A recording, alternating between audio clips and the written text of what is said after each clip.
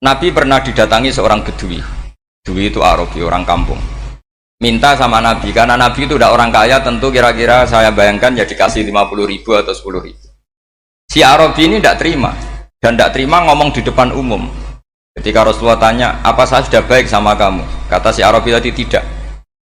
Karena kamu kikir hanya ngasih saya segini. Sahabat hampir marah saja karena Nabi tersinggung gitu. Tapi Nabi lalu mengajak orang itu ke dalam rumah. Kira-kira kalau Indonesia mungkin ditambah 200.000 atau 300.000. Kemudian, apa ini cukup? Ya cukup. Kamu sudah puas? Ya puas. Fajazakallahu min ahlin wa asyiratin. Dipuji-puji Nabi. Kemudian kata Rasulullah, ayo kita keluar. Keluar nemuin khalayak begini. Khalayak rame. Kamu tadi mengkritik saya, menghujat saya di depan umum. Maka kamu sekarang harus memuji saya di depan umum supaya clear. Akhirnya mau dia. Oke, kita mau. Akhirnya muji-muji bahwa Muhammad orang baik, dermawan gini. Setelah itu dia pulang. Hebatnya Rasulullah ketika pulang kata Nabi begini, sabda Nabi gini, kalau saja dia pas benci saya itu kok mati. Saya ulang lagi, kalau saja dia pas komentari saya buruk tadi kok mati, maka dia mati sebagai min ahlin nar karena berstatus pencaci maki Nabi.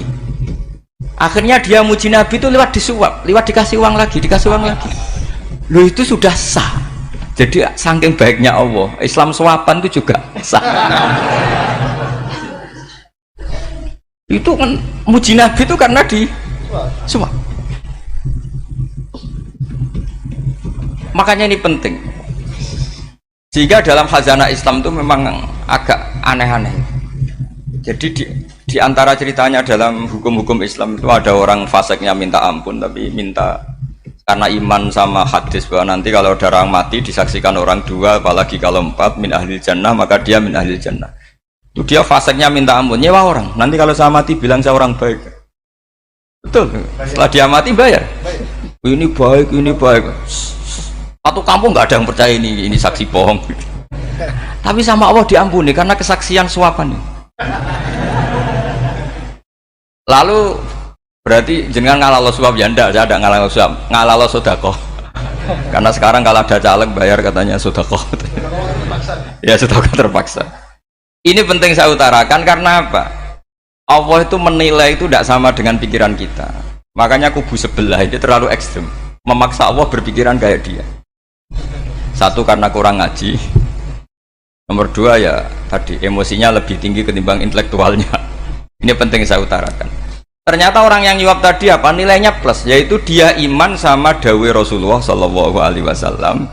Kalau yang namanya saksi itu penting, cuma dia mendapat cara itu lewat suap. Tapi kan iman kalau dawai Nabi itu benar, kalau ada saksinya pasti min ahlil jannah. Terus dia nyari saksi harus dibayar.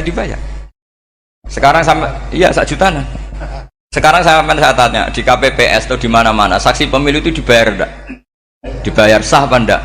Sah. Jadi kadang kebenaran itu harus dibayar. Ini penting saya utarakan karena ada orang perempuan cantik dirayu, digaji supaya main di niklab, dibayar jadi orang maksiat. Lalu mungkin ada ustadz gaji dia, bayar dia supaya mondok. Nggak tahu terusannya apa, terus diwayah apa enggak tahu saya. Pertanyaannya, ketika kamu bayar kemudian jadi santri, itu kamu dosa nyuap apa dosa sodako membiayai proses kebenaran? Sodako. Tapi kalau yang bayar untuk jadi pegawai niklab maka membiayai kemaksiatan. Maka pembiayaan ini penting secara fikih, arahnya kemana? Ke hak apa ke batil? Jika di Fathul Mu'in diterangkan misalnya ada orang layak jadi pemimpin dan kemudian rivalnya itu orang yang menyesatkan atau calon perusak bangsa, ya maka calon pemimpin yang soleh itu wajib berkompetisi meskipun bibadlil mal. Karena kalau yang mimpin orang fasik, kampung ini rusak. Kalau yang mimpin orang soleh, kalau nggak bayar juga nggak jadi, maka wajib bayar. Lah yang soleh bayar ini berstatus sedekah, tapi yang batil ini berstatus suap. Kenapa demikian? Karena yang namanya riswah atau ada yang baca ruswah adalah pembayaran untuk mengehakkan barang batil dan membatilkan barang hak. Sementara pembiayaan orang soleh adalah untuk memperkuat Nah orang tuh nggak tahu, yang ngajinya ndak hatam-hatam tuh taunya pokoknya ar-rosi wal murtasi benar.